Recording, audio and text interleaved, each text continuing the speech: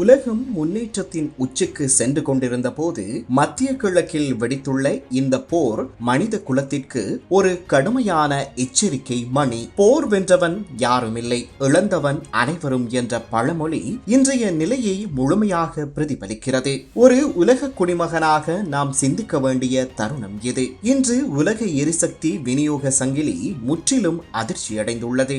உலகின் மிகப்பெரிய இயற்கை எரிவாயு களங்களில் ஒன்றான பகுதிக்கு நடந்த விமான தாக்குதல் எண்ணெய் சந்தையில் பெரும் அதிர்வை ஏற்படுத்தியுள்ளது. பிராண்ட் கச்சா எண்ணெய் விலை ஒரு பீப்பாய்க்கு $110 அருகில் உயர்ந்துள்ளது. எண்ணெய் உயர்ந்தால் உலகம் நடுங்கும் என்பது வெறும் சொற்றொடர் அல்ல, வாழ்வின் நிஜம். ஈரான், இஸ்ரேல், லெபனான், கட்டார், ஐக்கிய அரபு அமீரகம் மற்றும் சவுதி அரேபியா உள்ளிட்ட பல நாடுகள் இந்த மோதலின் தீவிரத்தை அனுபவித்து வருகின்றன. முக்கியமான எரிசக்தி உற்பத்தி மையங்கள் தாக்குதலுக்கு உள்ளாகியுள்ளதால் உலகளாவிய விநியோகத்தில் பெரும் இடையூறு ஏற்பட்டுள்ளது. குறிப்பாக கட்டாரின் ராஸ்லஃபான் LNG மையம் தாக்கப்பட்டதாக வரும் தகவல்கள் ஒரு தீப்பொறி காட்டை எரிக்கும் என்ற நிலையை உருவாக்கியுள்ளது.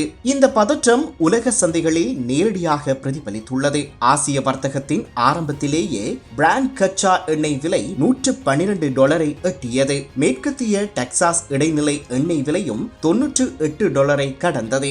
இது எரிசக்தி கட்டமைப்புகள் மீது நடத்தப்பட்ட தாக்குதல்களின் நேரடி விளைவாகும். இந்த உலகளாவிய நெருக்கடி இலங்கையையும் பாதிக்காமல் இல்லை. சுகாதார மற்றும் பொது ஊடக அமைச்சர் டாக்டர் நலிந்த ஜெயதிச அவர்கள் கஷ்டத்தை கைகோர்த்து சமாளிப்பதே நம் பலம் என்ற அணுகுமுறையுடன் அரசாங்கம் செயல்படுகிறது என்று தெரிவித்துள்ளார். எரிபொருள் விநியோகத்தில் கட்டுப்பாடுகள் இருந்தாலும் அதன் பொருளாதார தாக்கத்தை குறைப்பதே முக்கிய குறிக்கோள் என அவர் வலியுறுத்தினார். பாதிப்பு இல்லை என்று நான் சொல்லவில்லை, ஆனால் அதன் தாக்கத்தை குறைப்பதே இன்றைய சவால் என்று அவர் கூறினார். உற்பத்தி, ஏற்றுமதி மற்றும் சுற்றுலா துறைகள் பாதுகாக்கப்பட வேண்டும் என்பதையும் அவர் வலியுறுத்தினார். சிக்கனமே சிறந்த செல்வம் என்ற உண்மையை நினைவுபடுத்தும் வகையில் தேவையற்ற எரிபொருள் பயன்பாட்டை குறைக்க வேண்டியது அவசியம் எனவும் அவர் குறிப்பிட்டார். மேலும் எரிபொருள் பற்றாக்குறை ஒரு உலகளாவிய பிரச்சனை என்பதை அவர் சுட்டிக்காட்டினார். உலக எரிசக்தி சந்தை ஒரு குறிப்பிட்ட பிராந்தியத்தில் மட்டுமே அதிகமாக சுருங்கி இருப்பதால் அங்கு ஏற்படும் போரின் தாக்கம் உலகம் முழுவதும் உணரப்படுகிறது. இந்த சூழ்நிலையில் தான் QR அடிப்படையிலான எரிபொருள் விநியோக முறை அறிமுகப்படுத்தப்பட்டது.